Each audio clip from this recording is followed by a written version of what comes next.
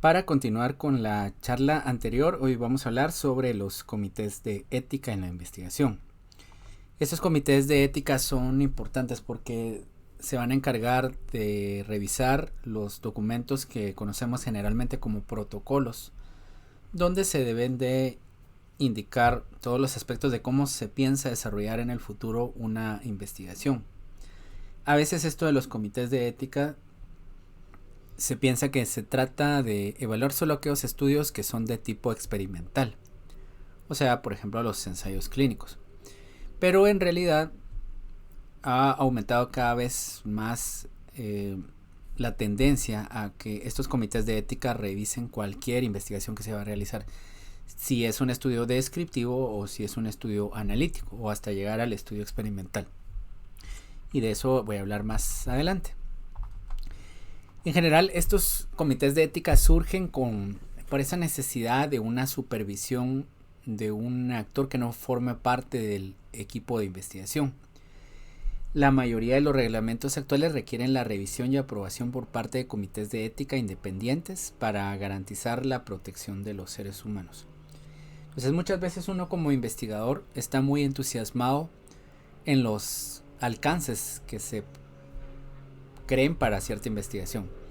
Si va a ser un medicamento que va a tener, se espera un efecto clínico, y sobre todo porque no hay o hay pocos medicamentos para tratar una cierta patología, uno está pensando siempre en cuáles van a ser esos resultados, pero las implicaciones que podrían tener para las personas, si esos medicamentos posiblemente sean efectivos, pero tengan muchos efectos adversos o no se puedan administrar a todas las personas por ciertas barreras de diversos tipos, es ahí cuando surge la necesidad que haya una supervisión por parte de un comité de ética que nos va a recordar y nos va a hacer poner los pies sobre la tierra de que no solo podemos vivir de los aspectos de médicos, de los aspectos metodológicos del diseño de la investigación y epidemiológicos, y de los aspectos estadísticos. Entonces, pues, las implicaciones que tienen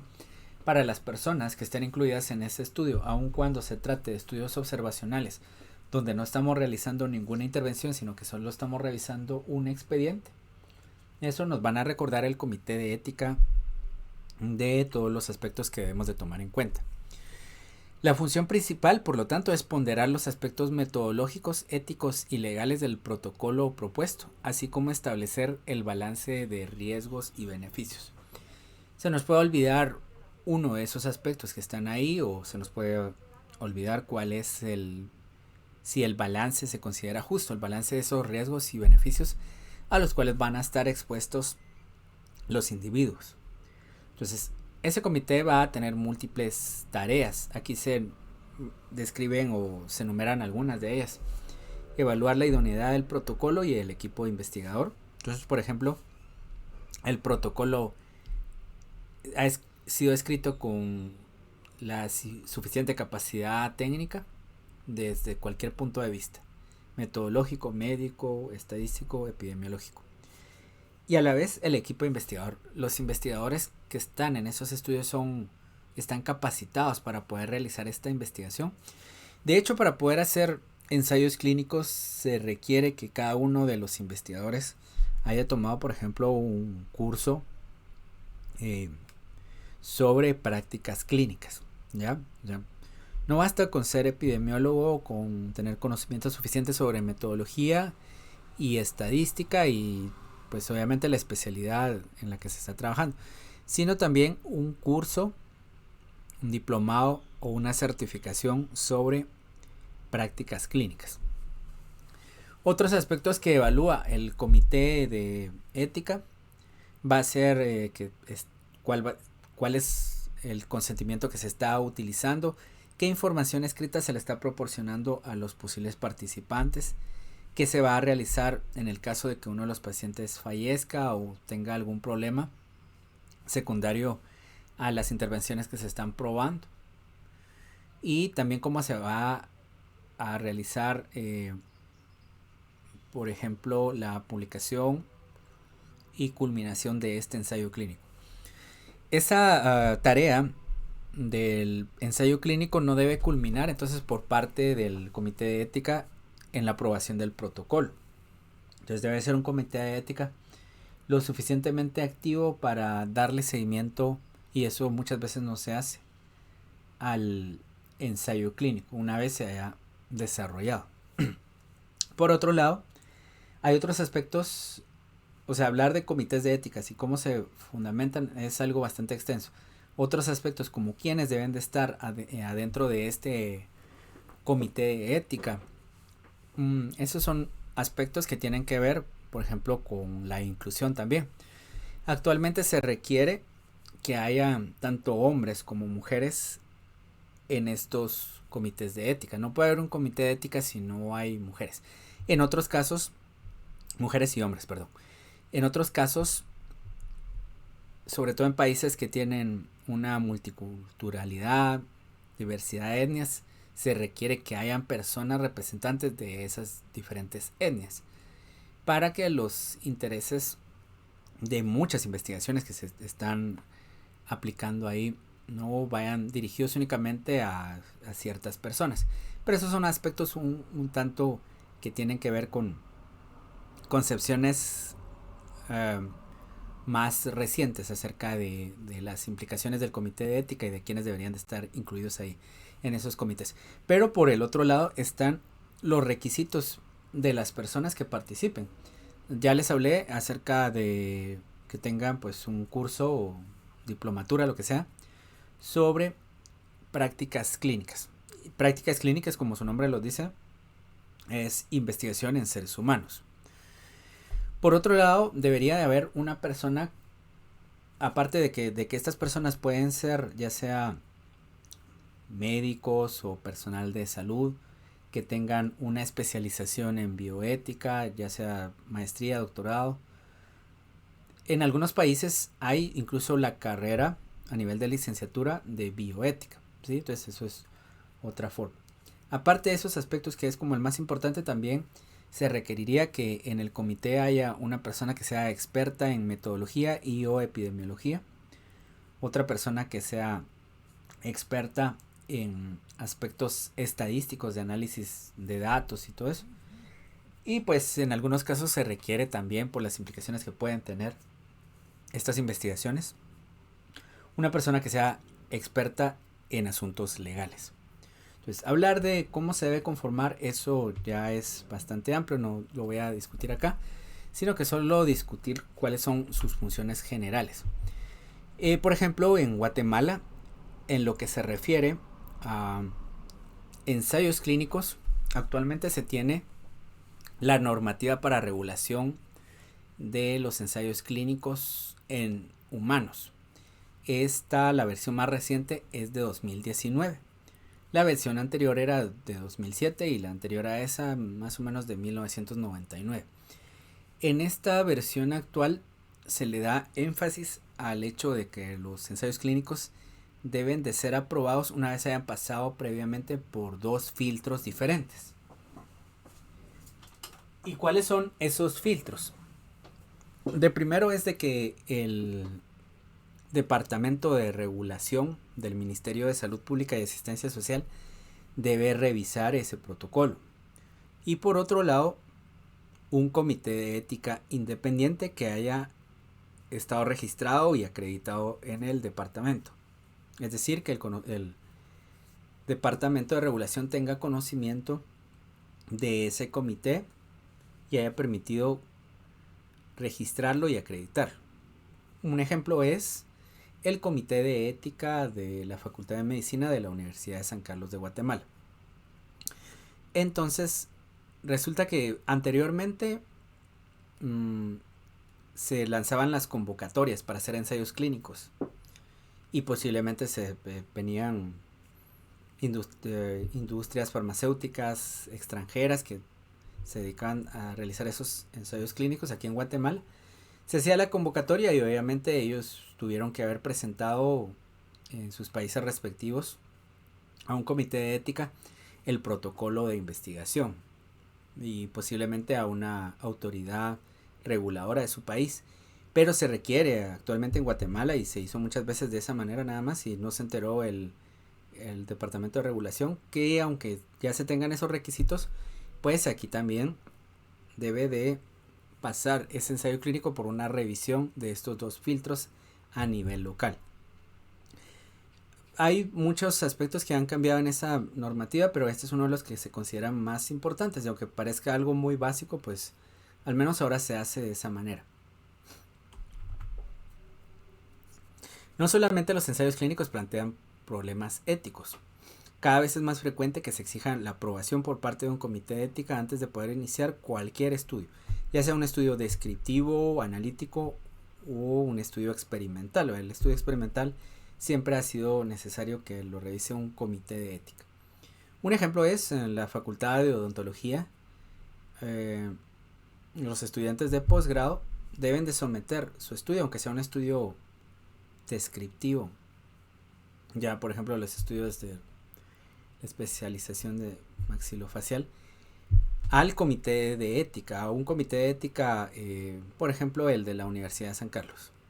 ¿Ya? Entonces no importa que sea un estudio de tipo descriptivo donde se esté evaluando la frecuencia de algún evento. ¿Ya? Eso también lo revisa. Porque se cree que se tiene la falsa idea que solo las intervenciones van a crear conflictos éticos. Pero algo tan sencillo como mantener el anonimato durante todo el proceso de los individuos, el hecho de compartirle a un analista de datos, a un estadístico, una base de datos de un estudio descriptivo, pensemos, donde están incluidos todavía los nombres de las personas o sus registros médicos, eso no es ético. Entonces, así es como el comité de ética trabaja con base a unas listas de chequeo y nos recuerdan que nosotros hayamos considerado todos los aspectos que podrían causar un problema ético o los aspectos que van a garantizar que el estudio se desarrolló bajo principios éticos. De ahí surgen lo que se conoce como los conflictos de interés. Aunque el comité de ética debería de revisar, incluso revisar si hay posibles conflictos de interés y todos los aspectos de principios y requisitos éticos de los que hablé en la charla anterior, existen todavía esos conflictos de interés que tienen que ver muchas veces con las publicaciones, con quien da el financiamiento para realizar una investigación, con los problemas que no son tan evidentes que se dan en los usos que se les da a la investigación. Entonces, la presencia de un potencial conflicto de interés no supone que va a haber un desenlace éticamente incorrecto. Por ejemplo, que la industria farmacéutica esté financiando una investigación, eso no quiere decir que siempre van a haber problemas éticos. Pero, obviamente, aumenta la posibilidad de que se eviten esos desenlaces éticos incorrectos cuando se da la declaración de que hay una ausencia de conflictos de interés. Entonces recuerden, es una declaración de que no hay conflictos de interés. La constatación de su existencia puede minar la confianza de las personas y de la sociedad, tanto en la asistencia como en la investigación que se está presentando. Y a veces eso, pues, aún así es muy vago porque se dice, este trabajo está libre de conflictos de interés. Y en una publicación científica hay una oración como esa, ¿no? Un enunciado. Pero no se está haciendo lo suficientemente claro a qué considera el autor como conflicto de interés. De hecho, se lo está diciendo de una forma muy amplia que no hay conflictos de intereses, o que sí los hay. Pero en el caso que no los hay, dado el espacio que se reserva para eso en una publicación científica, ustedes saben, un artículo de revista tiene pocas hojas, deberían de tener estas declaraciones de conflictos de interés un listado de chequeo donde se van anotando cuáles son las cosas que no se consideraron conflictos de interés o si se consideraron, y aparecer en un enlace externo adjunto a la publicación principal. La investigación actual se desarrolla en un ambiente de grandes expectativas y presiones por parte de diferentes instituciones, incluso los pacientes. Eso se ha demostrado con la actual pandemia de coronavirus 19. ¿Ya? Entonces se ha requerido una vacuna. Actualmente se están investigando medicamentos. Bueno, medicamentos se empezaron a investigar antes que vacunas. Y pues aún no se tiene un medicamento específico y ahorita se está trabajando en la investigación con ciertos antivirales que se consideran específicos. Y otros que se investigaron, se ha demostrado que su efecto es clínicamente poco relevante.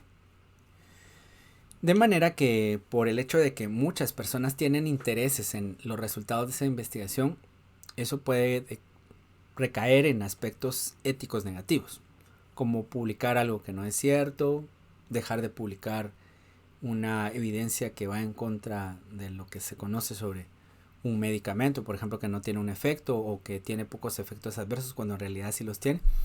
Todo eso va a hacer de que hayan posibles problemas éticos relacionados con los conflictos de interés.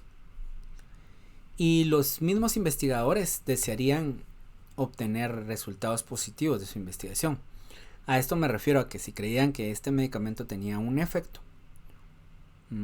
sobre algo que están investigando, por ejemplo, mantener por más tiempo los valores de la tasa de filtrado glomerular o la función renal de un paciente cuando se está administrando cierto medicamento, ¿verdad? Entonces tener, por ejemplo, un tiempo de sobrevida mayor que cuando nos está administrando ese medicamento. Pero si resulta que la investigación no visualiza esos resultados, entonces obviamente el investigador va a frustrarse porque ahí ha depositado su tiempo, posiblemente no dinero, pero sí el tiempo y sus esfuerzos para que se desarrolle esa investigación.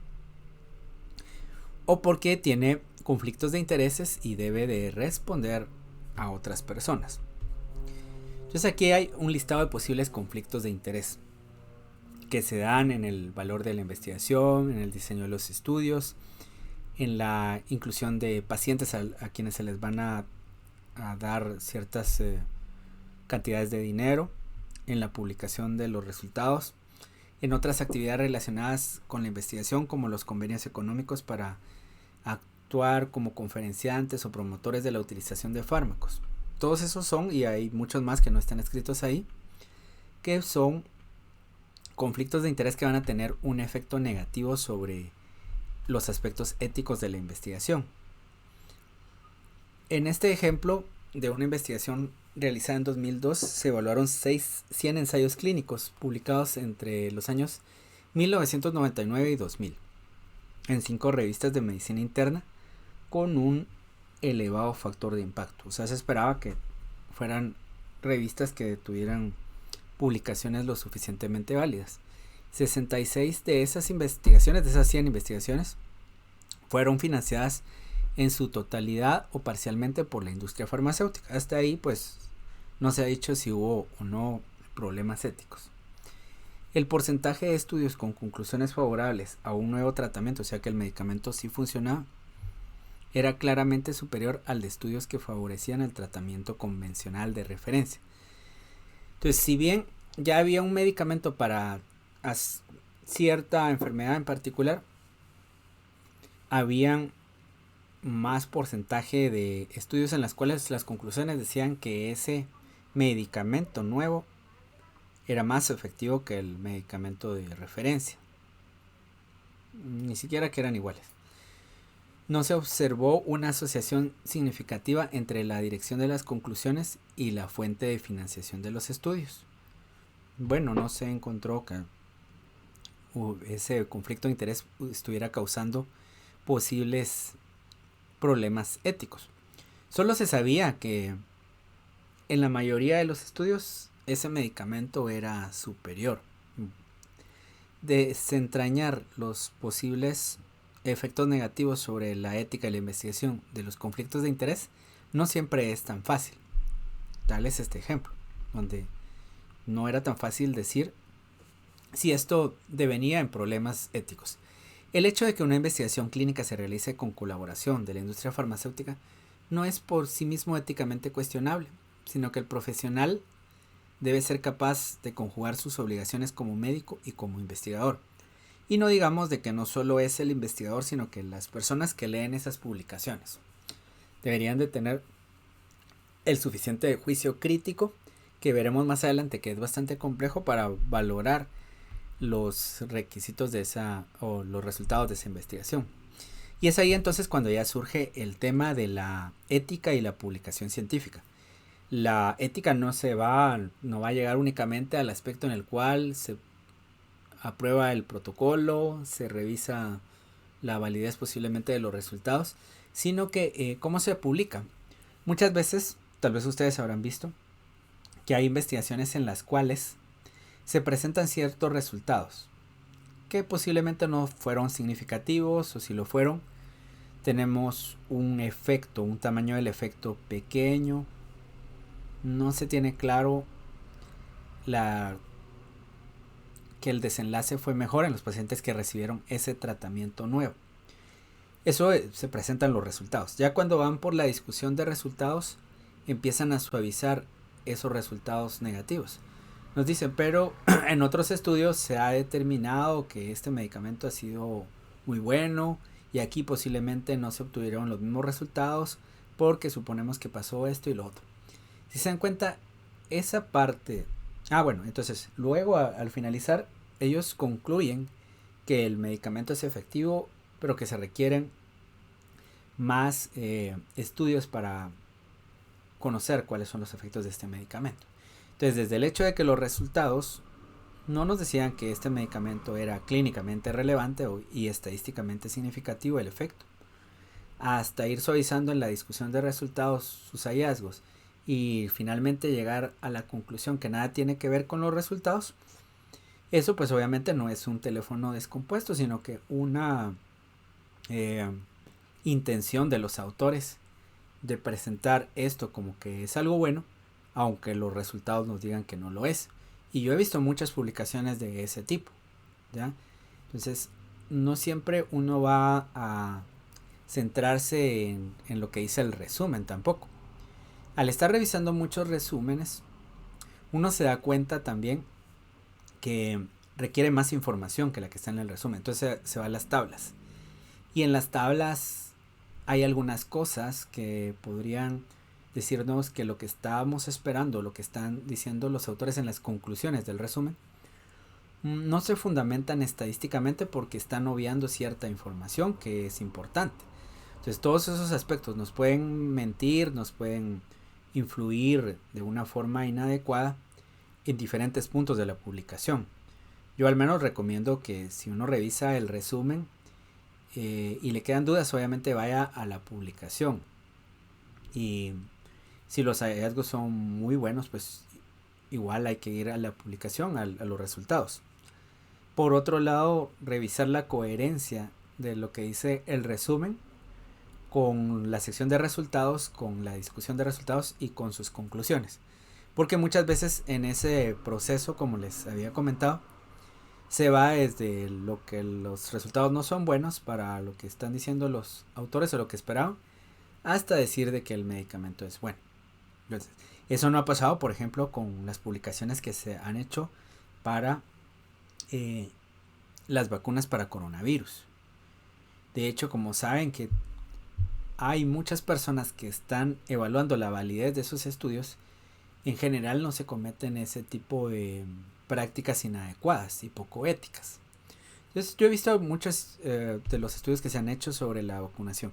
Cuando nos hablaban, por ejemplo, del porcentaje de efectividad de una vacuna, he revisado en algunos casos por un curso que estuve llevando en una maestría de estadística, cómo se obtuvieron esos resultados, porque ese era uno de los ejercicios que nos habían dejado.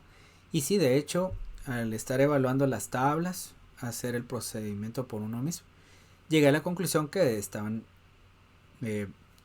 presentando resultados veraces. En otros casos es más difícil porque hay que tener todos los datos, y cuando se está hablando de análisis multivariante debería de tenerse incluso la base de datos. No es tan sencillo como una tabla de contingencia para poder obtener la efectividad vacunal. Pero esos son aspectos en los cuales uno se va cultivando también con el tiempo y debe de tener ciertas habilidades. Entonces, lo correspondiente a la ética en la investigación, es importante indicar que qué bueno encontrar esos problemas éticos o esos posibles problemas éticos en un artículo de revista, porque pueden haber otros que no se visualizan al revisar el estudio, que tienen que ver con información que no se publicó, información que se manipuló, etcétera. Pero cada vez se trata de que estas investigaciones tengan disponibles incluso sus datos para auditores externos o para el lector, que es un médico o un profesional de la salud que quiere utilizar los datos de esa investigación para sus propios pacientes. El resultado de la investigación es conocimiento, pero para que pase a formar parte de la ciencia, este conocimiento debe presentarse de modo que su validez pueda juzgarse de forma independiente. No puede considerarse que una investigación ha finalizado hasta que no se ha difundido a la comunidad científica, lo que habitualmente significa su publicación en una revista, o puede ser, y también en una base de datos, un póster que se haya publicado en un congreso. Todo eso es una forma también, o una carta al editor o lo que sea. De esa manera, los aspectos éticos de la investigación no se limitan a los relacionados con el diseño, la ejecución, el análisis, sino que también incluyen la comunicación que se hace de los mismos y la forma en la que se difunden a los profesionales que deben aplicarlos. En la declaración de Helsinki se establece que los autores tienen el deber de darle al público en general, en cierta manera, los resultados de esa investigación, y que son responsables de la integridad y la exactitud de sus informes, recordando que deberían de publicarse tanto los resultados negativos inconclusos como los positivos. En caso contrario, deben estar a la disposición del público. Esta parte de los resultados negativos es muy importante porque generalmente hay lo que se conoce como el sesgo de publicación. El sesgo de publicación va más o menos por el hecho de que los resultados que niegan el efecto de un tratamiento generalmente no se publican menos. No quiere decir de que tenga que haber publicado el mismo porcentaje de resultados negativos que positivos.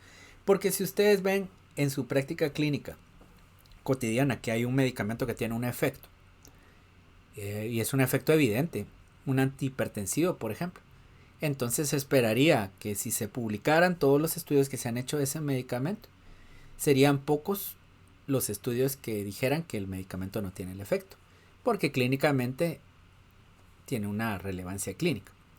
Si un medicamento, su efecto es controvertido, por ejemplo, no sé, vitamina D para prevenir preeclampsia, por decir algo, ¿verdad? Porque hay estudios sobre eso. Entonces se espera que posiblemente haya una mayor, no más estudios negativos, pero sí hayan más estudios negativos. Entonces, tal vez un 30% de los estudios publicados tienen que ver con estudios negativos, donde dicen que la prevención de la preeclampsia nada tiene que ver con la administración de vitamina D durante el embarazo. Y pues habrían otros más que dijeran que sí, o pues se podría invertir de la otra forma. Más estudios, un 70% que dijeran que esto no tiene ningún efecto y otros que dijeran que sí tiene el efecto. Pero lo que ocurre es que generalmente no se publican esos estudios negativos, ¿ya? Y el sesgo de selección, como veremos más adelante, tiene que ver con que los estudios que no se publican sean diferentes, tengan resultados diferentes en general, una tendencia, a los estudios que sí se publican. En el proceso de comunicación hay 4 actores implicados: los investigadores o autores, los editores de las revistas, los asesores externos y los lectores. Los investigadores no solamente deben de llevar a cabo el estudio con el rigor adecuado, con la validez suficiente y respetando los principios éticos, sino haber redactado el manuscrito con claridad y honestidad. Entonces, esa honestidad, pues obviamente a veces tiene que ver con aspectos con que las personas están realmente casadas, por decirlo así, con lo que están haciendo, con su investigación, qué sé yo. Pero el otro aspecto es obviamente la mala voluntad. Saber que algo, en realidad uno estar convencido que no funciona y darlo así porque se tienen otros intereses. Pero también hay un aspecto que es importante y que pocas veces se habla de ese aspecto, y es la claridad. Muchas veces no se publican estudios porque las personas que los realizan no están eh, familiarizados con todo ese proceso. El proceso es bastante engorroso, bastante largo. El hecho de que uno envía su artículo a una revista, debería enviarlo cuando ya lo ha trabajado correctamente, porque una revista, si ve que el estudio, aunque tenga resultados buenos, tiene, digamos, aspectos formales muy deficientes, o sea, la forma, entonces le va a decir no, no lo acepto porque no siguió las instrucciones. Ya, ese es un aspecto importante. Aunque ustedes encontraran un nuevo antiviral para el coronavirus que funcionara. Entonces, esa parte de la claridad, bueno, les decía, tiene que ver con que la persona que escribe deba de tener las suficientes habilidades, y en algunos casos se requiere de una persona ya no para analizar los datos, sino que para redactar el manuscrito. También una persona que haga la traducción adecuada y correcta del manuscrito. Todos esos aspectos deben de considerarse, porque al enviar luego el artículo a la revista hay diferentes técnicas que uno debe aplicar para tener una idea de dónde le van a publicar eso. Entonces, incluso hay algunos aspectos que no se consideran éticos. Por ejemplo, una técnica es enviar el artículo a varias revistas, pero no es ético desde el punto de vista de la revista, porque muchas veces le dice, si usted ya envió su artículo a otra revista, no lo puede enviar a esta. Bueno, entonces es un aspecto bastante complejo. Cuando llegan las revistas y les interesa el artículo, lo mandan a revisión por pares, ¿ya? Esos van a ser personas que no los conocen a ustedes, obviamente, y que ustedes no van a conocer a esas personas. A veces la revisión por pares se hace en fases. No quiere decir que solo dos personas revisen el estudio. O sea, se tienen los pares para revisar los aspectos metodológicos, los pares para revisar los aspectos estadísticos, los pares para revisar los aspectos éticos, los pares para revisar los aspectos propios de la especialidad médica.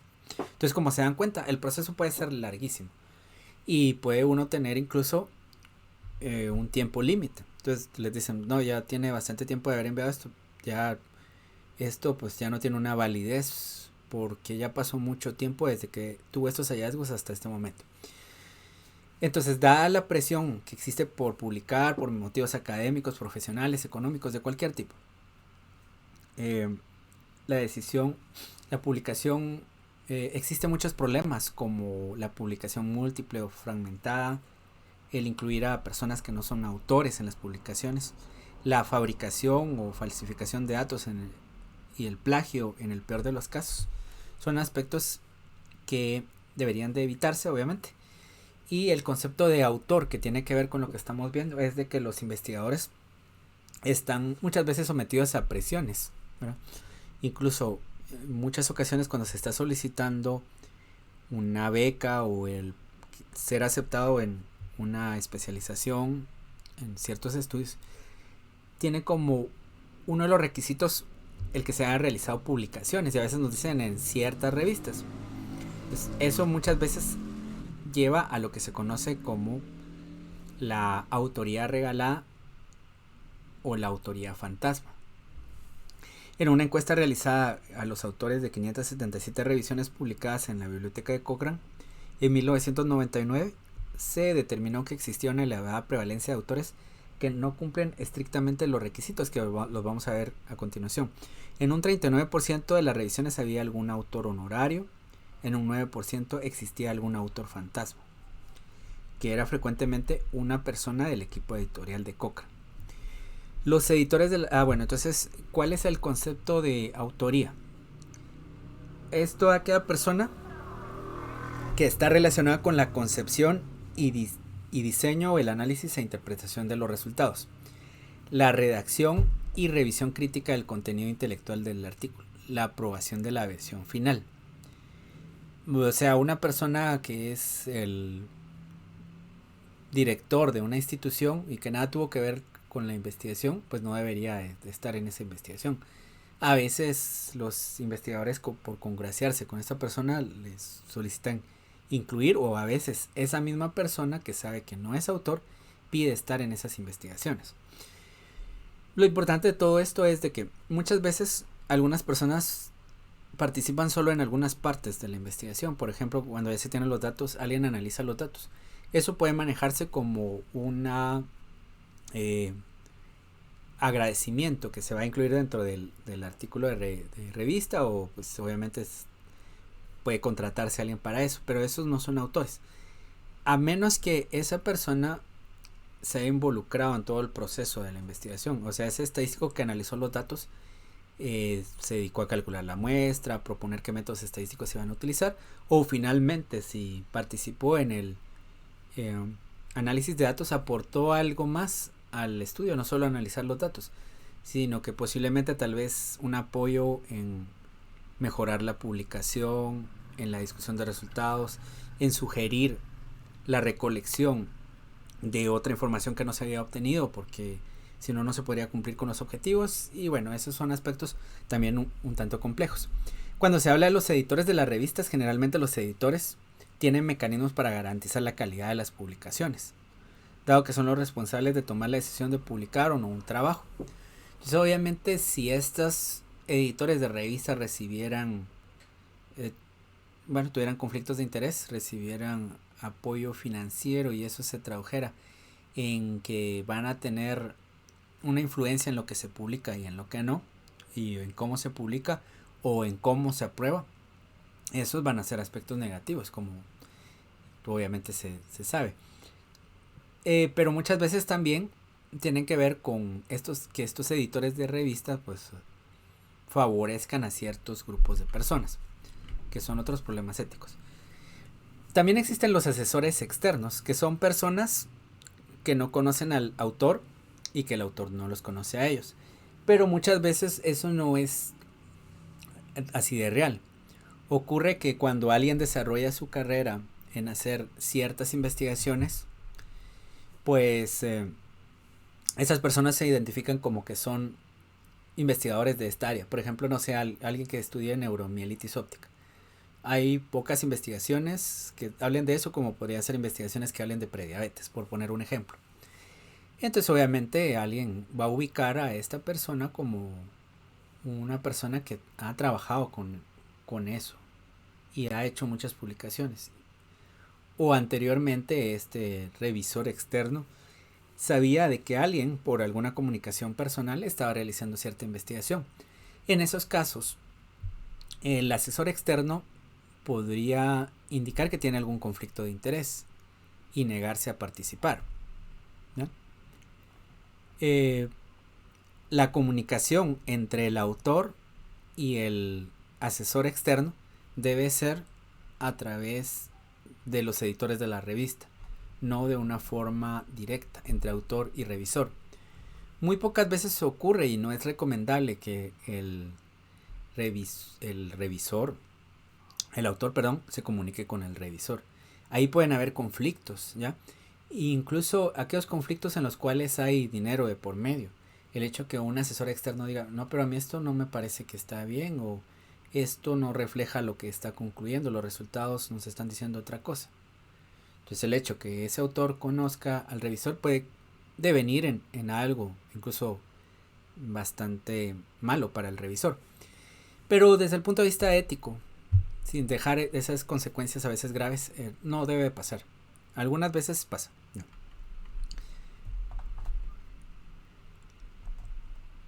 Además de que no solo se protege al revisor, es poco ético que se comunique el autor con el revisor, porque al final de cuentas así se garantiza que el proceso sea independiente. No porque alguien le diga al autor, mire, pero es que yo hice esta investigación y me costó mucho, entonces apruébela, por favor. Bueno, eso es otro asunto. Los lectores deben de tener las capacidades para leer críticamente los artículos que se publican, interpretarlos correctamente y valorar la aplicabilidad de los resultados en su propia práctica.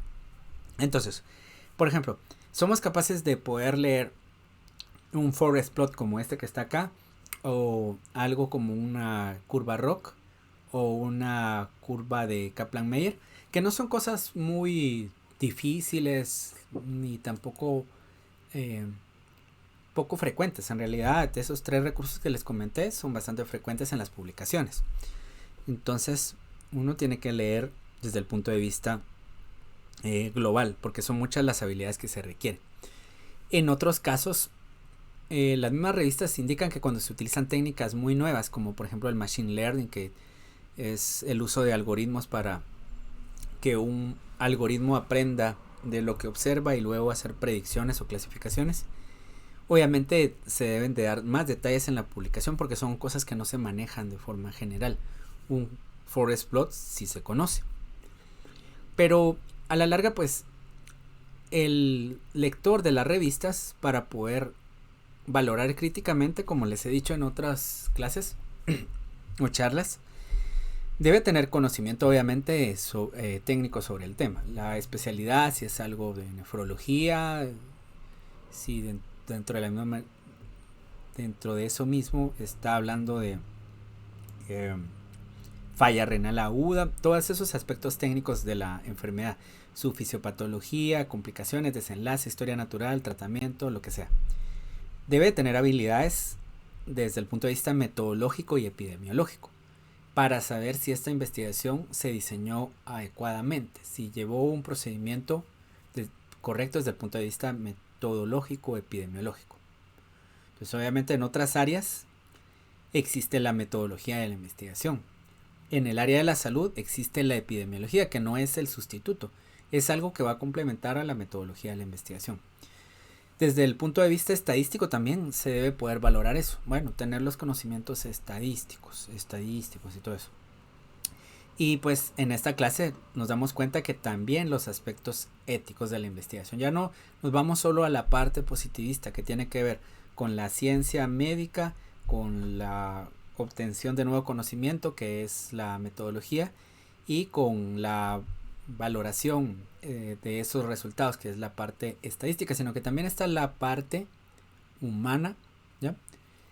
Que es una parte diferente, no positivista, que tiene que ver con el respeto a los seres humanos y tener en cuenta otros aspectos legales, incluso algo que no tenga nada que ver con lo ético, con lo legal, lo moral, con lo filosófico. Todos esos aspectos se van adquiriendo con la práctica. Esto porque obviamente cuando se le presenta a uno una nueva opción terapéutica, debería de tener la capacidad de valorar esos hallazgos que supuestamente nos está dando, por ejemplo, una industria farmacéutica a través de un visitador médico o un médico, un farmacéutico, lo que sea. En este ejemplo se demostró la existencia de un sesgo, de manera que los estudios financiados por la industria farmacéutica tienen una mayor probabilidad de obtener resultados de que el medicamento funciona. Este sesgo no está relacionado con diferencias en la calidad metodológica de los estudios, sino que las explicaciones más probables son la elección de un comparador inadecuado y el sesgo de publicación. Entonces, en estos estudios lo que se encontró que lo que se publicó estaba bien desde el punto de vista de la validez. Metodológicamente y estadísticamente eran estudios robustos, ya se publicaron buenos estudios, pero lo que se dieron cuenta es que posiblemente no se publicaron los estudios que tenían resultados diferentes, por ejemplo resultados negativos, o que en esos estudios se comparó con un control inadecuado, de manera que pues, al comparar con un control inadecuado estamos obteniendo mejores resultados. Y otros aspectos que deben de considerarse son la publicación redundante. Esto quiere decir, se está investigando lo mismo, se publica, ¿no? Entonces tampoco es ético eso. Y en ese aspecto hay que tener cuidado con las investigaciones que se hacen. Hay muchas investigaciones que yo he visto en mi labor como revisor de tesis de medicina interna y de pediatría, desde el punto de vista estadístico y metodológico, del Hospital Roosevelt, que son actualizaciones de trabajos que se han realizado anteriormente, y eso está bien. Hay otros que son estudios nuevos, algo que no se ha hecho, eso está bien. Intervenciones nuevas, ¿ya? Intervenciones que en realidad se pueden comprobar su efectividad en el poco tiempo que están los pacientes ahí hospitalizados. O sea, son estudios longitudinales, pero de un seguimiento corto, ¿ya? Pero algunos otros estudios ya se han hecho, entonces muchas veces alguien se recuerda del equipo que evalúa los nuevos estudios. No, pero ese estudio ya se hizo, ya, entonces eso no. Algo que supone que va a aportar un beneficio, resulta que muchas veces solo está aportando lo mismo que ya aportó un estudio anterior. Otra cosa es la publicación múltiple y fragmentada. Y eso tiene que ver con que una misma investigación se va dividiendo en diferentes objetivos para crear 2 o más publicaciones. Pero la investigación podría reportarse posiblemente solo como una investigación. O hay algunos aspectos que no se consideran importantes, tan relevantes y no se publican. Es mejor tener entonces una publicación concreta, bastante sustancial y muy buena, que múltiples publicaciones que nos están aportando parte de la información. Y entonces el sesgo de publicación, ese se analiza mucho en los metaanálisis. Hay una técnica que se llama el funnel plot para esto. Pero en general, como les había dicho, este sesgo es que los resultados que se publican difieren de los que no se publican. Muchas veces es, el medicamento tiene un efecto, se publica, no tiene ese efecto, no se publica. Muchas veces es, el medicamento es seguro, se publica, el medicamento no es seguro, no se publica. Ya, por ejemplo, pensemos en el Remdesivir. Pocas veces ha ocurrido que se publiquen tantos trabajos que nos estén revelando que un medicamento que clínicamente es poco relevante nos digan los estudios que no tiene un efecto y otros que sí. Este es el caso del Remdesivir. Posiblemente para alguien podría decir, bueno, yo sí he visto que tiene un efecto clínico importante. Bueno, está bien. Alguien podría ser que sí y que no. Algunos estudios han determinado que la disminución de la letalidad ha sido significativa. Otros han determinado que no ha sido significativa. Los que han determinado que esa disminución ha sido significativa han demostrado que el efecto es pequeño. O sea, sí, pero ¿qué tanto disminuye? Una parte muy pequeña. ¿Cuánto cuesta este medicamento? Bueno, ese es otro tema, ¿no? Pero les puse este ejemplo porque esto es un ejemplo de que, dado que hay muchos actores que están pendientes de los resultados de todo lo que se está publicando sobre medicamentos o vacunas para el coronavirus, posiblemente haya menos probabilidad de ese sesgo de publicación. Pero en todo lo que va de la ciencia, eso ha ocurrido bastante, los sesgos de publicación. Entonces, ¿por qué ocurre eso del sesgo de publicación? No siempre es por mala voluntad. Hay investigadores que hacen muchos estudios, pero solo envían a aquellos que tienen resultados donde se dice que hay un efecto significativo, porque creen que sus artículos van a ser aceptados si hay resultados significativos. Si llegaron a la conclusión de que el medicamento no tenía el efecto, creen que no los van a publicar. Y muchas veces ocurre eso. O sea, tiene parte de la realidad. Otros encuentran que los resultados contrarios a lo que se conoce, al paradigma vigente, posiblemente crean que no lo van a publicar porque va a contrariar la evidencia que se tiene y por eso no lo publican. Bueno, esto ha sido todo lo referente al tema de la ética en la investigación. Quisiera saber si tienen alguna pregunta.